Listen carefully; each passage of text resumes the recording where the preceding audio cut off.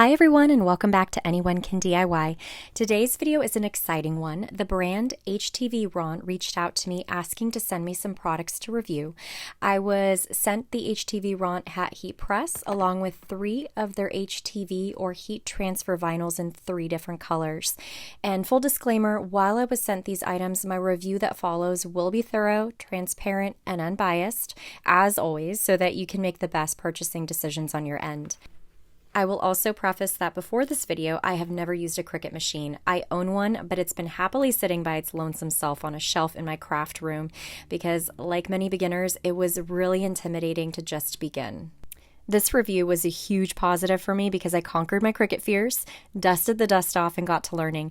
And goodness, was it an experience, which I will get to throughout the video. Where are my Cricut newbies at? Leave a comment down below letting me know. With that being said, let's go ahead and dive in. So on the side of the box, there are some features of the hat heat press. So we have a digital display, delivery of consistent and uniform heat. It's space-saving, portable, and versatile tool to accommodate a variety of fashionable hats. All right, so let's go ahead and crack this thing open.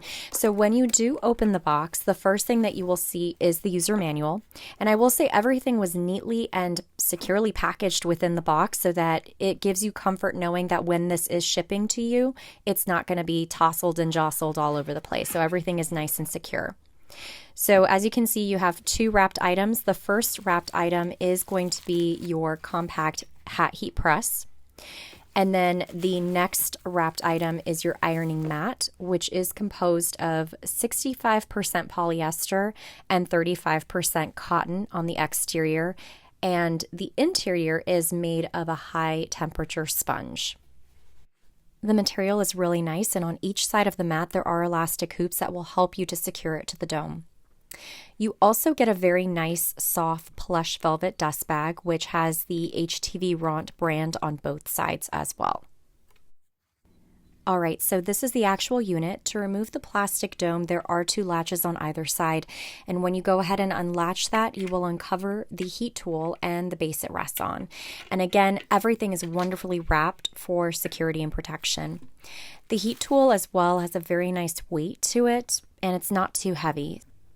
On the side, you will find specs for the tool, aka model number, input, and country of manufacture. The plate reminds me of one that you would find on a hair straightener, very smooth, possibly made of titanium coated with ceramic, and a beautiful rose gold hue. The width of the plate is about 3 inches, and the length is approximately 6 inches. The circumference of the whole tool is about 13 inches, and top to bottom is approximately 4.5 inches. This is the base where the tool rests, and the inside perimeter has a plate that I assume absorbs the heat while the tool is on. The holes in the tray aid with ventilation, especially when the tool is cooling down, so it'll help the tool cool down a lot faster because there's breathing room. The dome has notches on each side, and this is where the elastic hoops that are on the ironing mat slip onto. On its own, the dome slides around a lot, which can be an issue when you're working on your project. So I definitely recommend placing a silicone mat or a mat that has some grip to help keep the tool from slipping and sliding when you're actively working on a project. I got this mat from Dollar Tree, so very inexpensive. The amount of cording on this tool is decent, but if you do need extra length, you can always use an extension cord. And now I'm going to go ahead and plug this little guy in. When you see the power button flashing white, that means that the tool is plugged in, but it is not on yet. So let's go ahead and start with the HTV Ront heat transfer vinyl. In the manual that you get with the tool, it does provide a very nice quick reference chart for all different types of vinyl. Each vinyl shows the temperature unique to that vinyl, the length of time to hold the machine for the heat transfer, and the amount of pressure and when to peel off your vinyl. Cold peel means letting the carrier sheet cool down before removing it for a successful transfer, and hot peel is the opposite. So the machine is now plugged into an outlet, and you'll know as an indicator that it's plugged in because the power button will be flashing white. So you're going to hit the power button to turn it on. it will show you the degrees, and then you're going to hit the gear or settings icon to be able to adjust to the correct temperature for your vinyl. So in the manual for this basic heat transfer vinyl, it says to set the temperature to 293, but this tool only increases in increments of 5 degrees, so not entirely sure why the manual says 293 because I can only get up to 295. When you hit the gear icon again, it will bring up the seconds, and you can adjust to how many seconds according to the manual or your vinyl instructions. So for this instance, we're going to use 15 seconds and let that preheat. Now, when the gear icon is glowing red, that means the tool is preheating. So once preheated to the desired temperature, the tool will beep at you just to notify you that it is preheated and ready to start using. So we're going to set that in the rest and let it heat up.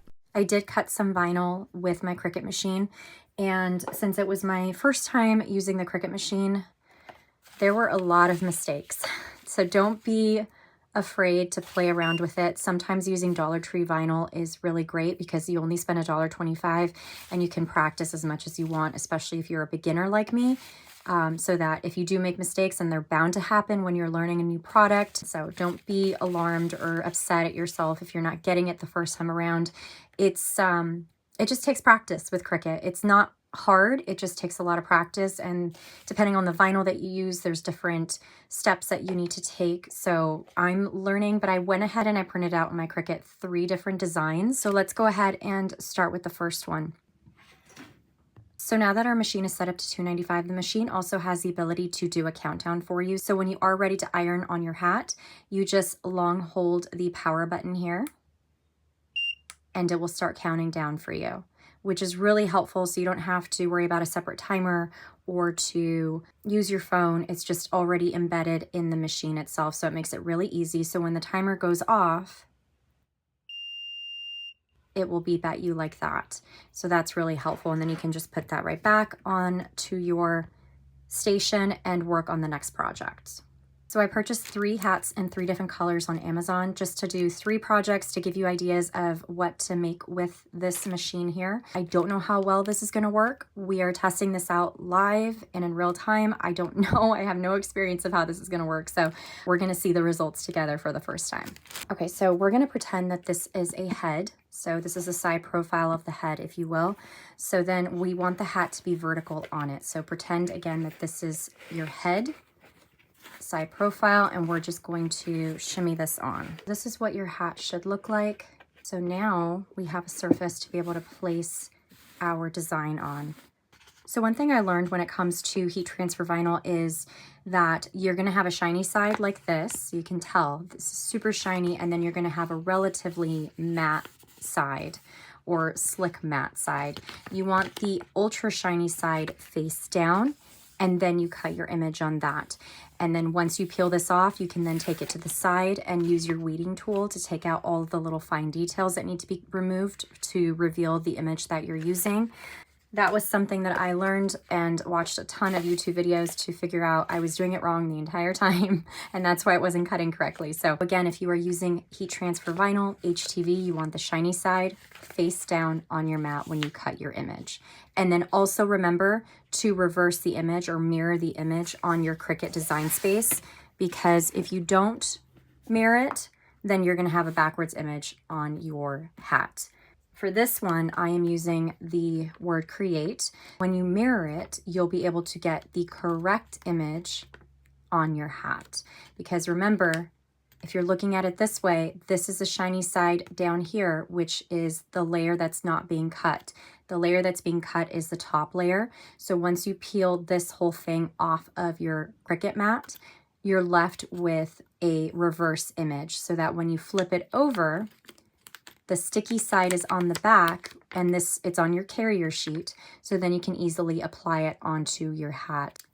Okay, I am so excited. I can't wait to see if this is going to work correctly. So I have my hat secure. I'm going to go ahead and apply my word. And there is this seam here, so I don't know if it's going to work well with the seam, but we're just going to try it and see. If it doesn't work, then we know it doesn't work. But I'm just going to try to get this as centered as possible on my hat. And then I'm going to take a Teflon sheet or whatever sheet you have available just to protect the surface. I'm going to place my tool on the hat, and then I'm going to press the power button, and it's going to count down for me.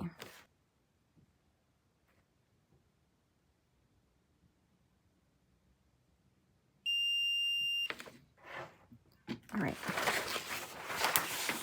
Ooh. Okay, that didn't work. Okay, well, this is in real time. That didn't work. Yikes. Okay. That did not work correctly. Let's try this again. Round 2.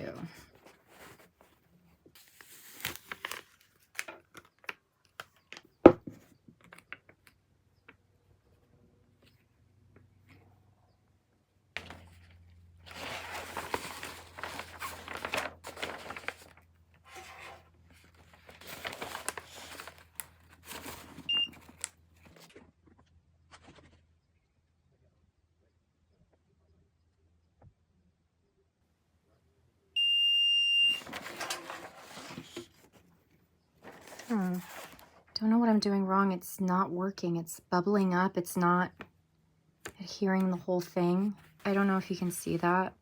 It doesn't look good at all. The A didn't, it's just not right. See this part? This part's lifted, didn't seal. And I don't know if you can see that weird bubbly texture. Don't know what I'm doing wrong. But these are 2 fails. Okay, so let's go ahead and move on to the last and final hat. I'm going to be using Sizer Sparkle HTV, and I wanted to just use different vinyl with the machine just for comparison.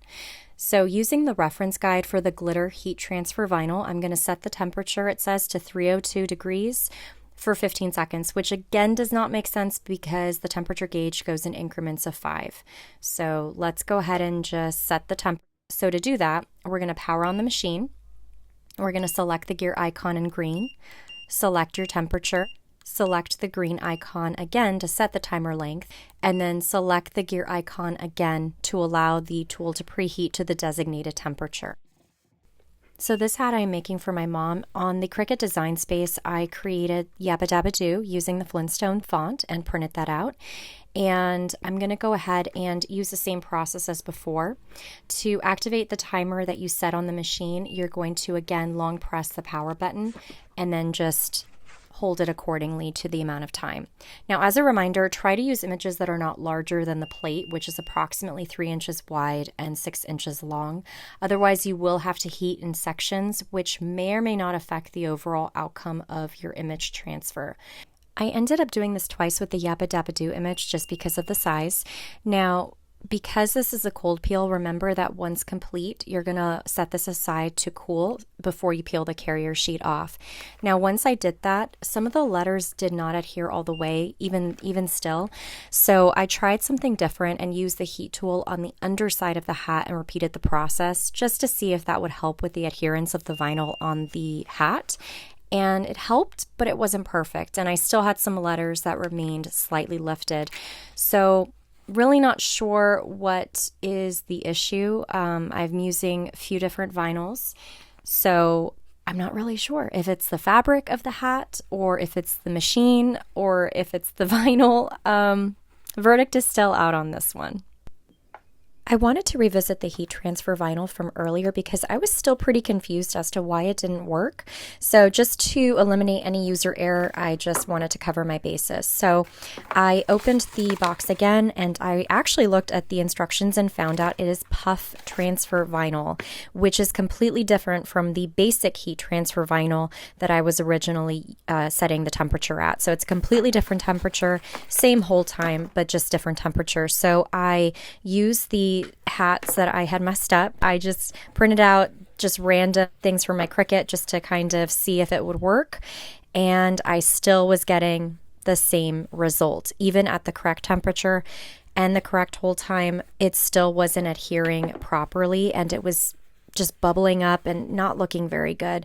So I have to say, I don't know if it's the HTV Ront vinyl itself or if I'm missing something. So please, I love to be educated if I am doing this incorrectly. If anybody in the comments can let me know if you have used this machine, if there's a missing piece of information, please, please, please let me know in the comments. Also, this is a recommendation for HTV Ront. If you could just list on the box what type of vinyl is inside, it would be really helpful. So just like on the sizer, it says Sparkle HTV. That is very helpful so that I know the correct setting and the temperature that it needs to be on for accurate precision. So let's go ahead and get into some final thoughts. Okay, I do have some thoughts regarding this machine. So overall, I am going to rate the HTV Ront hat heat press based off of my own experience a 7 out of 10. I think it was very easy to use, but the implementation of it, the execution of it, it wasn't there for me. I did a lot of trial and error.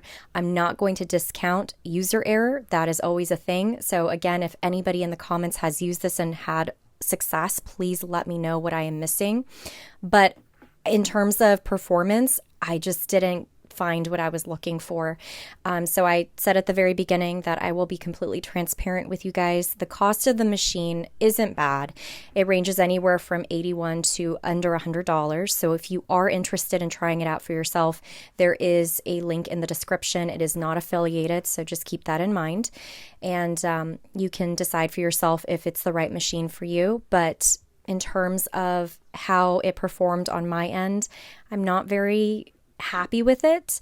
But that's not to say that I won't keep trying it out and playing with it to see if maybe somehow I miraculously come across something that I missed. So stay tuned for any updates from me regarding that. I am excited that I got around to using my Cricut machine for the first time, so that's a huge win.